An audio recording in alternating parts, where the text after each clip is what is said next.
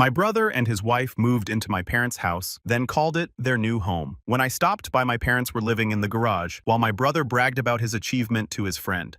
I'm 32 now, and if you told a 15-year-old me that one day I'd be the successful one in the family, I'd have laughed at you right off your bike. Back then, I was the quiet kid with hand-me-downs 2 sizes too big, the one who ate lunch alone and didn't complain when he got left behind.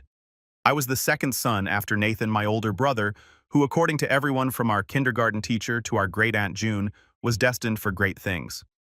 Nathan got the varsity jacket, the loud applause at graduation, the spot at Dad's mechanic shop. Me, I got out. Not in a dramatic suitcase in the rain kind of way, more like a slow fade out. I went to college on a scholarship, got a finance degree, and quietly clawed my way into a career most of my family didn't understand, let alone respect. Growing up, our family was fine, I guess. Blue-collar through and through. Dad ran a small but reliable auto shop, and Mom worked part-time at the school cafeteria. They did what they could with what they had. We weren't the Brady Bunch, but we weren't dysfunctional either until you looked closer. Nathan, older by 3 years, learned early how to charm his way through anything. He wasn't cruel exactly, just entitled in the way only someone praised his whole life could be. Whenever something went wrong, the family shielded him. Crashed the car, boys will be boys. Forgot Mom's birthday, he's just stressed. I learned to live in the silence between his loud mistakes. When I moved to another city after college, it was like disappearing from their radar. I came home for the big holidays, Thanksgiving, Christmas, but even then it always felt like I was a guest at someone else's family gathering. Nathan would make little digs masked as jokes. Look who finally decided to visit, or must be nice rolling in Wall Street money. For the record, I wasn't on Wall Street. I worked as a financial analyst at a mid-sized firm, lived in a modest 2-bedroom apartment, and still drove the same beat-up Civic I bought in college. But to Nathan, the idea that I wasn't scraping by like the rest of the family made me a punchline. Still, despite the jabs, I stayed connected. I called Mom once a week, even if it was just to hear her talk about her garden or some neighbor's dog drama. I sent cards on their birthdays. I offered to help with bills once or twice, which Dad always turned down with a gruff, "We're managing just fine." I respected that. I knew their pride. I knew mine too. So I kept grinding, working long hours, saving aggressively. When the pandemic hit, and a lot of people lost their footing, I doubled down. I invested smart, took some calculated risks, and started building a real portfolio. By the time I was 30, I had enough for a down payment on a home. And not just for me. See, there's a quiet kind of ache that comes from knowing your parents spent their whole lives giving only to face retirement with aching knees, fading dreams, and a house that creaked louder than they did. I couldn't stomach it anymore. So last year I started looking. Nothing fancy, just something clean, accessible, and comfortable. A place where they could age with dignity, maybe even enjoy themselves a little. I settled on a charming 1-story ranch-style house in a peaceful neighborhood about 20 minutes from where they lived. Big backyard, modern appliances, a wraparound porch that caught the evening sun just right. $500,000 all in. I paid cash, told them it was an investment property. I didn't want to rent out just yet, then handed them the keys and said, "Happy retirement," Mom cried. Dad went quiet in that way he does when emotion might crack his voice. Nathan didn't say much at all, just nodded and said, "That's generous." It didn't bother me at the time. I wasn't doing it for praise. I was doing it because it felt right, because they deserved a soft landing after years of hard ground. We all moved some furniture in together, me, Nathan, his wife Amelia, even a couple of his buddies. It was a good day, a rare one. Everyone smiling, no one sniping. But something changed after that. It was subtle at first. Calls from Mom grew shorter. She sounded tired. Not physically, more like emotionally drained, like she was choosing her words carefully. When I asked how the new place was, she said things like, "Oh, we're adjusting," or "It's nice just taking time to settle in." I offered to come visit, maybe bring lunch. She hesitated. "Maybe next week, sweetie. We've just got a lot going on right now." That wasn't like her.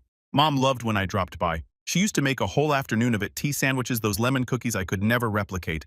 Something was off. Then there was the time I FaceTimed her and saw that she was outside wrapped in a shawl sitting on one of the patio chairs. I asked if everything was okay inside. She gave me a tight smile and said, "It's just loud in there sometimes." I didn't push. I should have. Nathan hadn't called me in weeks either, which wasn't unusual, but still. After the house thing, I figured maybe we'd turned a corner. Maybe we weren't best friends, but at least we were family. I was wrong. A month after they moved in, I decided to stop by unannounced. Nothing dramatic, just a surprise visit with some takeout, and a bottle of wine Mom liked. It was a sunny Saturday afternoon, the kind of day that begged for a slow meal and good company. I pulled into the driveway, noticed a few unfamiliar cars parked out front, and felt my first twinge of unease. Maybe they were having guests. Maybe I was crashing something. But as I walked up the steps, I heard laughter. Loud, boisterous, unfamiliar. I rang the doorbell. No answer. After a beat, I just let myself in. It was, after all, my house. The living room was packed.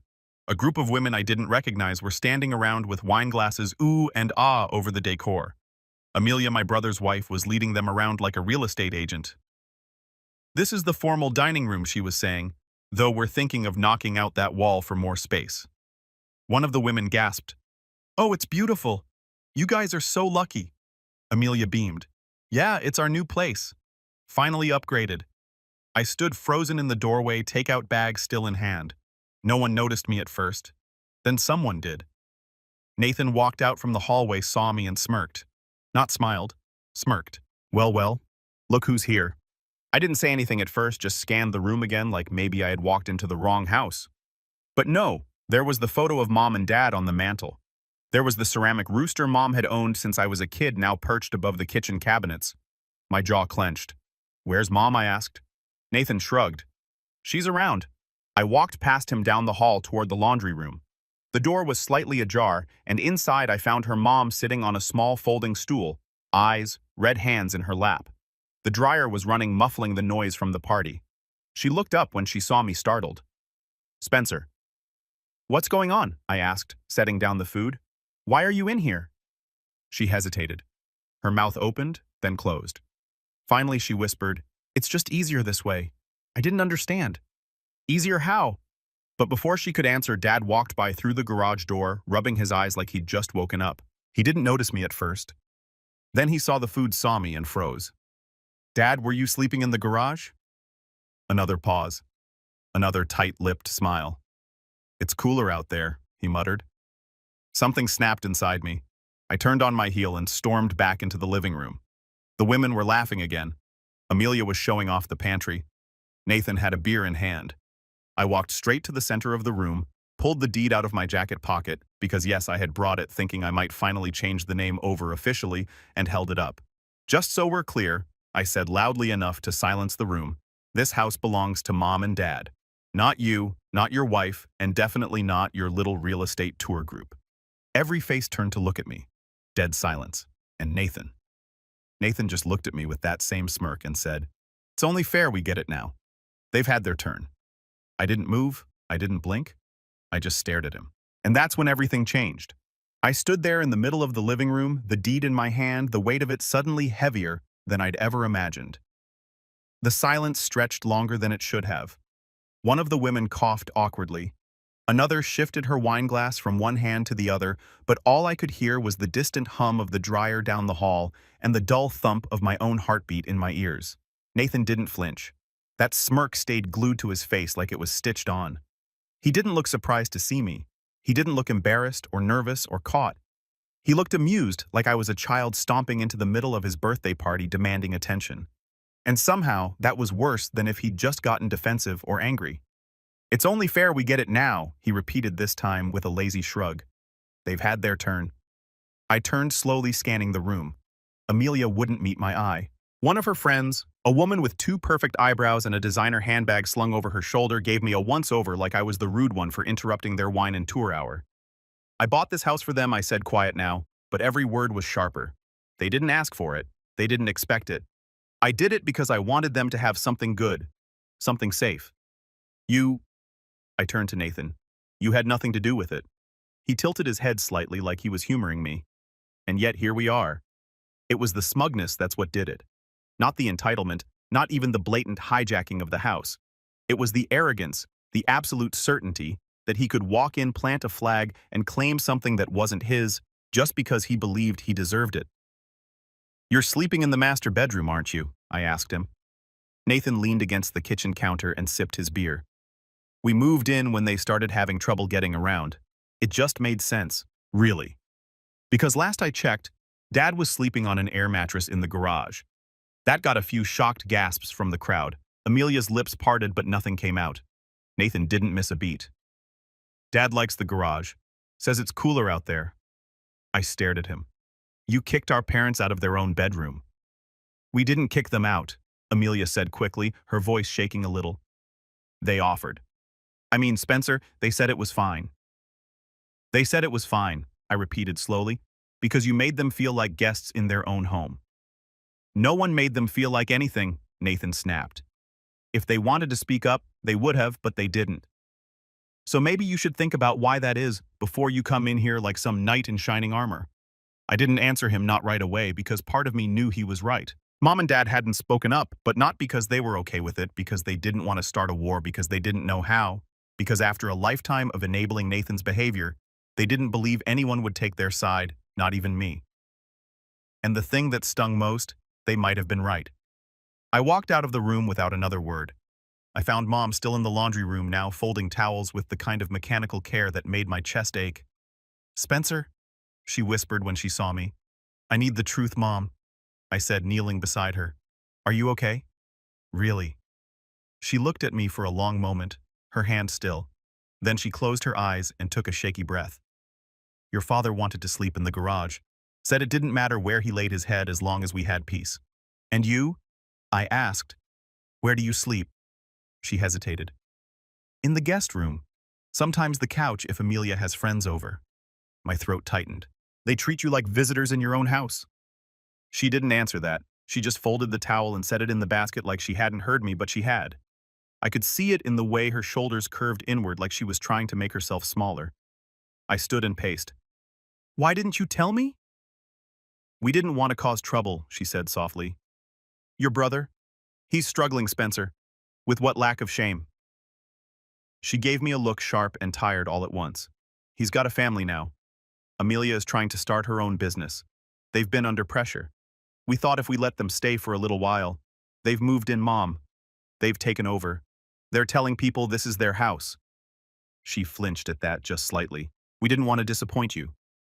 Disappoint me, I repeated, voice breaking a little. You think I'd be disappointed in you for being kind, for letting your son bulldoze over your boundaries because you didn't want to start a fight? She smiled, sad and tired.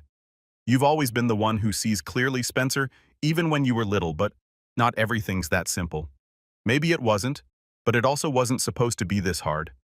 I hugged her then tightly and whispered that I'd handle it, that she didn't have to live like this, that it wasn't fair.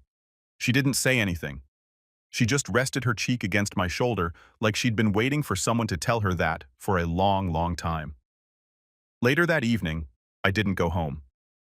I booked a room nearby and sat with my laptop until midnight, going over every legal document I had. The deed was still in my name. I hadn't transferred it yet, hadn't even filed the paperwork. The property taxes, the utility setup, the homeowner's insurance, it was all under my name. They couldn't claim squat, not legally. But morally, emotionally, that was a whole different battlefield. The next week, things spiraled. I called Dad, asked him to meet me for lunch. He showed up looking more exhausted than I'd ever seen him.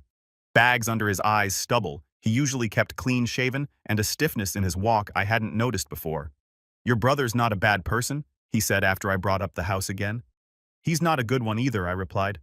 Not when he's pushing you out of your own bed, Dad. It's not about beds. It's about peace, about letting things play out. But at what cost? He didn't answer, just poked at his food, like it had personally offended him. 3 days later, I got a text from Mom that shattered whatever patience I had left. Do you know where the title paperwork is? Nathan said we need it for Amelia's business loan. I called her immediately. What paperwork? The deed.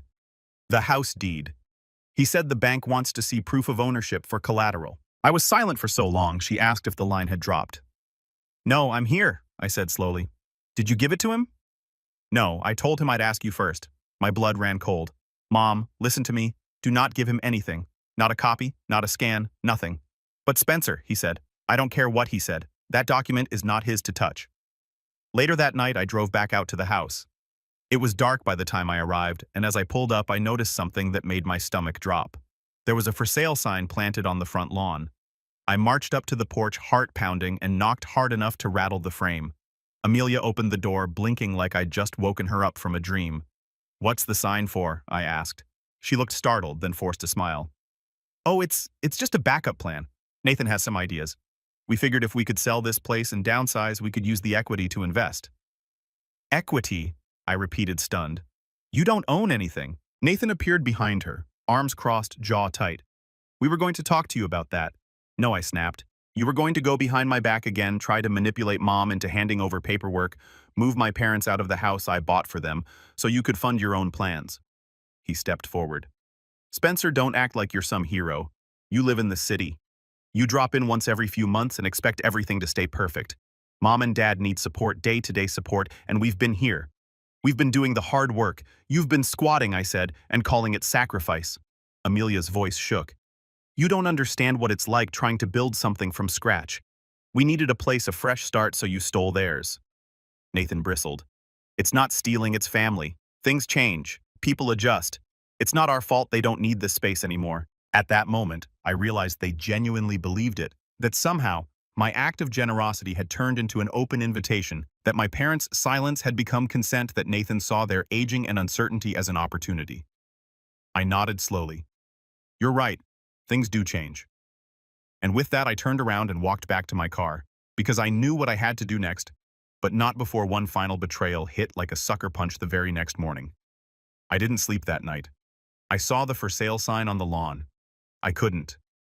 I paced the hotel room like a caged animal, flipping through emails, rereading legal clauses, rereading my own texts with Mom, like I could somehow rewrite history if I just stared long enough. But the truth wouldn't change. My brother had taken something pure, something I did out of love, and warped it into leverage, a tool, a pawn in whatever scheme he was playing at. The next morning, I drove back to the house before the sun even came up. I parked 2 houses down, just far enough not to be seen. I watched the porch lights blink on. I watched Amelia step out in a robe, cup of coffee in hand, as if nothing in the world could touch her. I stayed until Dad shuffled out from the garage, back hunched, dragging a plastic bag of trash behind him. The image of my father, once this towering figure who could fix anything with calloused hands and a wrench, now reduced to this silent tenant, broke something in me. That was my breaking point. But breaking isn't always loud. Sometimes it's quiet. Sometimes it's not a scream, but a slow inhale. Sometimes it's not revenge, it's resolve. I didn't confront them that day. I didn't storm in. I didn't wave the deed like a sword. I just drove home, gripped the steering wheel until my knuckles turned white, and started making calls. Not dramatic calls, quiet ones. A real estate attorney, a financial advisor, my accountant, a notary, my mentor from college, who knew a guy who dealt with domestic equity squatters, as he called them. I took notes. I listened more than I spoke. I kept everything tight and close to the chest, because the more I realized how deep Nathan had his claws in, the more I knew I couldn't afford to act impulsively. That week, I hit rock bottom. Not financially. I was still doing fine on paper. My job was stable. My savings untouched. But emotionally, spiritually, it was like a sinkhole had opened beneath everything I thought was solid. My chest felt heavy. My appetite vanished. Work felt meaningless. I'd built a life with the goal of taking care of the people who mattered most, and somehow doing exactly that had left me completely powerless. I couldn't eat without picturing my mom folding laundry in silence. I couldn't sleep without seeing Dad curled up in a garage cot like a forgotten uncle. And worse, I kept second-guessing myself. Maybe I had overstepped by buying them the house. Maybe Nathan was right. Maybe I should have consulted the whole family first. Maybe I'd embarrassed Dad by making such a big gesture. Maybe Mom hadn't told me the whole truth because she didn't want to hurt me, not because Nathan was hiding anything. I spiraled so hard I almost deleted the deed file from my computer, like that would somehow undo the whole thing. But then something changed. It was Mom. She called me 3 days later. Her voice was small, like she was speaking from inside a closet. I just wanted you to know, she said, that we're proud of you, even if we don't say it enough. And no matter what your brother says, your father and I know what you did for us.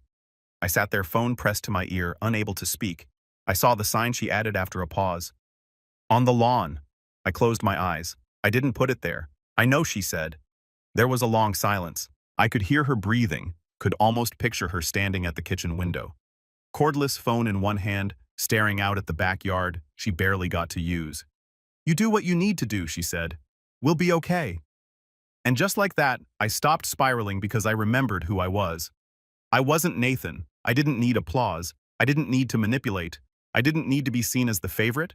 I just needed to move forward carefully, quietly, permanently. So I began to rebuild. First, I cleaned up everything I'd let fall behind while obsessing over the house. I restructured my work calendar, got back into my morning workouts, even started cooking again. Simple meals, nothing fancy, but it made me feel grounded. I reconnected with some old college friends, signed up for a local mentorship program where I could teach financial literacy to at-risk teens. I didn't tell anyone in my family about it. It was, for me, a reminder that my value wasn't measured in how others used me, but in how I chose to show up. Second, I moved forward with legal protections. I had the deed officially recorded under my name, added clauses preventing unauthorized occupation, and created a revocable trust that could allow my parents to remain in the home indefinitely, but no one else. I updated my estate plan, made it watertight. My lawyer, a calm woman named Mara, with gray-streaked hair and eyes like polished steel, reviewed every clause like she was preparing for war. "You're doing the right thing," she told me, sliding the papers back across the table. "And you're doing it the right way. Quiet is stronger than loud, Spencer. Don't forget that." The third thing I did, I visited my parents, this time with a plan. I didn't tell Nathan, I didn't tell Amelia. I waited until a weekday when I knew he'd be at work and she'd be out at her so-called boutique meetings. I texted Mom and said I was coming by for tea. She replied with a heart emoji that meant yes. When I arrived, she was waiting on the porch. Her hair was pulled back, her cardigan neat. She looked like someone trying hard to hold things together. Dad came out a few minutes later, wiping his hands on an old rag like he'd just been working on something, probably organizing junk in the garage because he didn't have a workshop anymore. We didn't talk about Nathan, not right away. Instead, I made them lunch tuna salad sandwiches like Mom used to make when I was a kid. We sat in the backyard, birds chirped, the sky was clear. For a moment, it felt like what I wanted this house to feel, like a gift, a safe place. When we finished eating, I handed Dad a folder. "What's this?" he asked, flipping through the pages. "Legal protections," I said simply. "You're not going to get pushed around anymore. Not by anyone, not even family." Mom glanced at me. "Will this make things worse?" "No," I said, and for the first time I believed it. "It'll make them real." Dad didn't say much. He just nodded and kept reading. Later, as I was leaving, he put a hand on my shoulder. "You didn't need to do all this, son." "I know," I said. "That's why I did." That night, I sat on my balcony, sipping tea and feeling for the first time in weeks a sense of calm. Not peace, exactly. The storm was still coming, but I was no longer adrift. I was steering now, and I had a plan. Because what Nathan didn't know was that the house he tried to sell wasn't his to list, that the equity he wanted to tap into didn't exist for him, that every paper trail led to me and every legal move he thought he could make had already been blocked off. I didn't yell. I didn't threaten. I just waited for him to make the final mistake that would give me everything I needed to end this cleanly. And it came faster than I thought. It was the email that did it. Just 4 days after I'd had that lunch with Mom and Dad, I got a message forwarded from my real estate attorney, Mara. She'd been monitoring any activity linked to the property title at my request, and this one hit her radar like a siren, a digital submission request from a local mortgage broker trying to run a preliminary valuation on the house for pre-approval purposes. The borrower, Nathan. I stared at the screen while bile rose in my throat. The request wasn't for a casual inquiry. It included scanned identification documents, his and Amelia's, and worst of all, a typed note in the broker's comment section that read, "This is a family-owned home, unencumbered. We live here and will be using it as collateral for the down payment on our new business location. Happy to provide anything else. Our home. We live here." It wasn't a misunderstanding. It wasn't a mistake. He was trying to use the house, my house, gifted in spirit to our parents, as leverage for a loan without telling me and without a shred of legal right to do so. The gall of it was staggering, but beneath the fury I felt something steadier, colder. This was the opportunity I'd been waiting for. Mara called me as soon as I texted her. "He's overreached," she said simply. "You've got more than enough grounds now. This isn't just disrespectful, it's attempted fraud." "I want to do this right," I said. "No drama, no headlines, just clean, quiet, but permanent."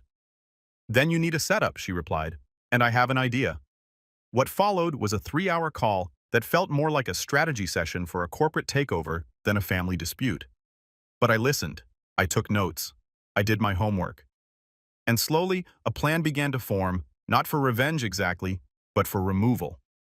The first thing I did was upgrade the legal shield around the house. Mara helped me file a notarized affidavit of ownership and occupancy intent, then worked with a local judge to issue a notice of unauthorized occupancy, which we held in reserve for the perfect moment.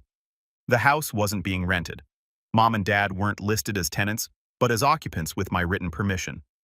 That mattered because it meant that anyone else, namely Nathan and Amelia, were unofficial at best and trespassers at worst. Meanwhile, I added cameras to the outside of the house, not hidden ones, legal ones. I hired a professional installation team and framed it as updating my parents' home security, which in part was true. I made sure the cameras faced the front porch, the garage door, the side yard, and most importantly, the driveway. That's where the black SUV always parked Nathan's. The second thing I did, I gave Mom and Dad a vacation. They didn't want to go, at first said they couldn't leave things like that, but I insisted. Paid for a 2-week stay at a quiet beachside rental I'd used myself before, private, clean, fully stocked, and completely off Nathan's radar. They left on a Thursday morning, and by Friday evening Nathan was already texting them. "Where are you? Why is there a lock on the garage door? Did you talk to Spencer again?" I watched from my phone as the footage came in. Amelia pacing the porch, Nathan muttering to himself in the driveway trying to get a signal.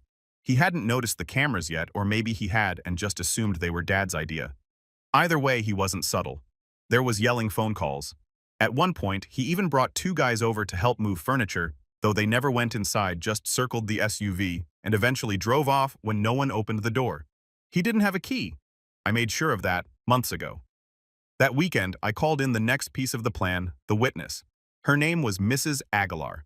She lived across the street and had known my parents for years. She was the kind of neighbor who knew everything: who got home, who mowed their lawn, who left lights on all night.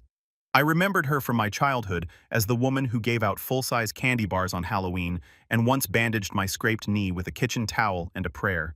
She hadn't been thrilled with Nathan's move-in, especially after the loud music, the sudden guests, and the time Amelia parked across her driveway and acted like she was the one being inconvenienced.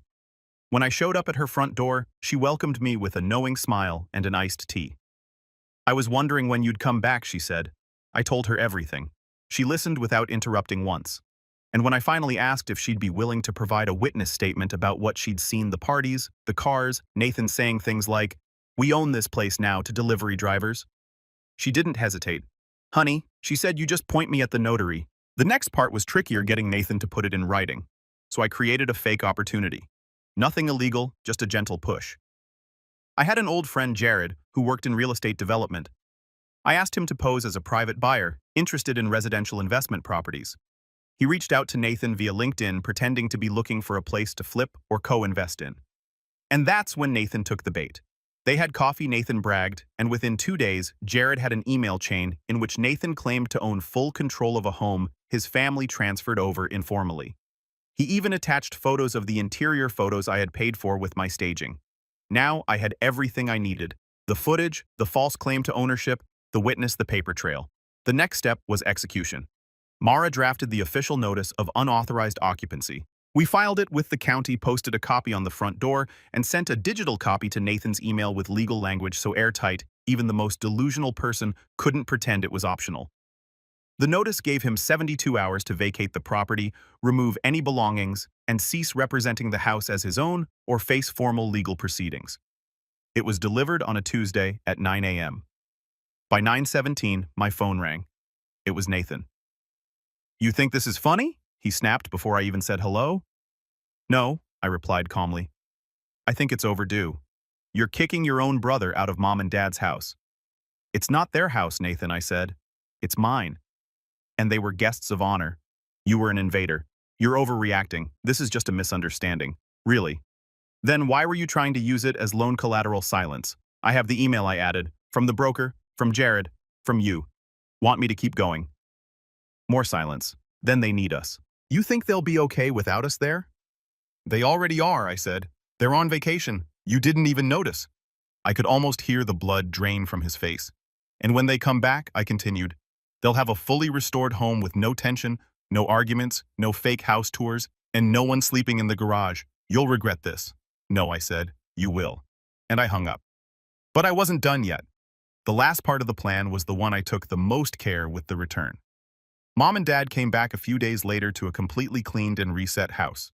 I'd brought in a cleaning crew, repainted the garage, restored their original bedroom setup, restocked the pantry, and even left a small welcome back card on the kitchen table with a note. Your home is yours again. Love, Spencer. Mom called me in tears.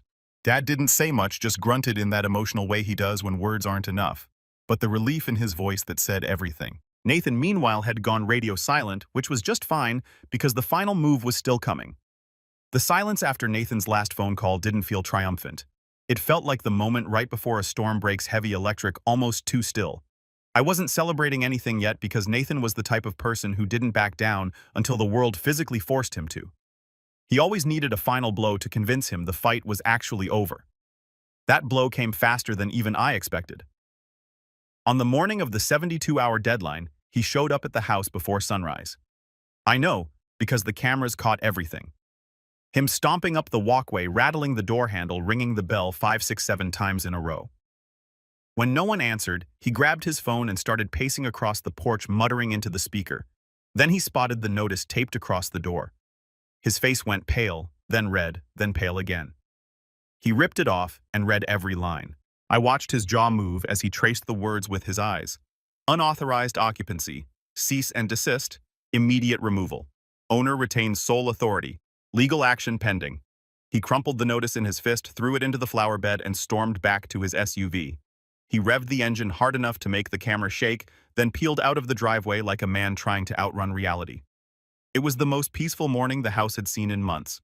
But revenge, real clean revenge, isn't about catching someone in a moment of panic. It's about letting their own choices close the door behind them.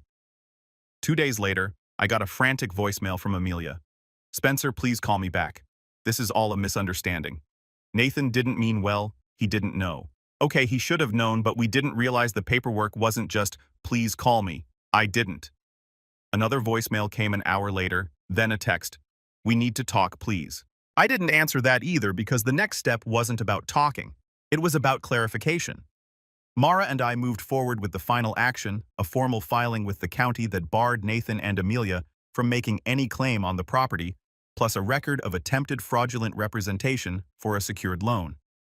It wasn't a criminal case, I didn't want one, but it was an official mark on their financial record, just enough to keep lenders wary, just enough that any future we own the place, conversations would be met with a side eye from anyone with a license. We also filed a no trespass order on the property on behalf of myself, Mom, and Dad. When the sheriff's office delivered it, I heard from Mrs. Aguilar later. Nathan stood in the driveway arguing with the deputy until the man finally said, Sir, the more you talk, the worse this looks. That finally shut him up. Meanwhile, I kept focusing on the rise. The mentorship program I had joined teaching financial basics to teens was unexpectedly grounding. Those kids reminded me of myself at that age, quiet, unsure, overlooked. They asked questions I wish someone had answered for me when I was 16. Watching them light up when they understood taxes or savings or compound interest made me feel good, like I was building something real. I also started taking Mom and Dad out more. Sunday breakfasts, movie nights, trips to the farmer's market. They relaxed in ways I didn't even know they'd forgotten. Mom stopped wringing her hands. Dad's shoulders loosened. The house felt like theirs again, not a battlefield, but a home. One afternoon, a month after the eviction, we sat on the porch, sipping iced tea while the sun dipped behind the trees. Mom glanced over at me and said softly, I didn't know how much weight we were carrying until it was gone. That sentence alone made every sleepless night worth it. Nathan stayed quiet for a while, and I thought maybe he'd learn from this or at least let it go. I was wrong. He reached out again, this time with a message so long I had to scroll 3 times. It started with excuses. You blindsided us, we were trying to build a future, then accusations. You wanted to make us look bad, you enjoy being the hero, then guilt. Mom and Dad will be alone when they need help and you won't be there. Then finally a confession wrapped in arrogance. I deserve the house more than you ever did. I'm the one who stayed. I stared at the last line for a while. Stayed. As if staying was the same as sacrificing. As if proximity made him more loving, more worthy, more helpful. It didn't. If anything, his staying had created the exact cage Mom and Dad were living in. I didn't reply, not out of spite, out of clarity. Some people aren't meant to be fought, they're meant to be excluded. But the real fallout came when Amelia called my mother, not me, my mother. I only knew because Mom called me afterward, voice trembling between frustration and disbelief. She said Amelia told her that I humiliated them, that I was selfish, that I ruined their plans. I took a long breath. What did you tell her? Mom hesitated, then her voice steadied. I told her the same thing I told your brother. This house was never theirs. It was never up for debate, and if they need a place to stay, they should start by finding one they can afford. I pictured my quiet, gentle mother saying that with her soft voice and steady eyes, and I felt something warm press against my ribs. Pride, real bone-deep pride. She continued, and I told her, if they ever set foot on our property again without your permission, I will call the sheriff myself. I had to sit down after that, not because of the drama, but because my mother, the woman who apologized when someone stepped on her foot, had found her voice again and she wasn't giving it back. Life settled into place after that. Nathan and Amelia moved to a small rental 2 towns over. His business loan was denied, not because of me directly, but because the lender flagged him as a misrepresentative applicant. Amelia's boutique plan stalled. They stopped showing up unannounced, stopped calling, stopped pretending. Mom and Dad regained space independence and dignity. Dad started working on small woodworking projects in the garage again. His garage, not a makeshift bedroom. Mom replanted her herb garden. They hosted dinners again, invited their friends over, filled the house with laughter instead of tension. The home I meant for them was finally theirs in spirit. And me, I didn't feel vindictive. I didn't feel triumphant. I felt steady, solid, like the ground beneath me was finally level. One evening, I sat with Dad on the porch. He was whittling something small, a bird, I think, and I asked quietly, "Do you think Nathan will ever understand?" Dad paused, then shook his head. Some folks don't learn until life teaches them, and sometimes life teaches them the same lesson over and over until it sticks. Do you think it'll stick this time? He smiled faintly. If it doesn't, that's not your burden anymore. And he was right. Nathan's path was no longer tied to mine or my parents or the house he tried to steal. Everyone had finally returned to the roles they'd chosen. Mom and Dad, free me standing firm, and Nathan facing the consequences of being the one who stayed for all the wrong reasons. The last time I drove away from the house after Sunday dinner, I caught my reflection in the rearview mirror, calm, steady, unshaken, and realized something that made the corners of my mouth lift. I hadn't just taken the house back, I'd taken my peace back.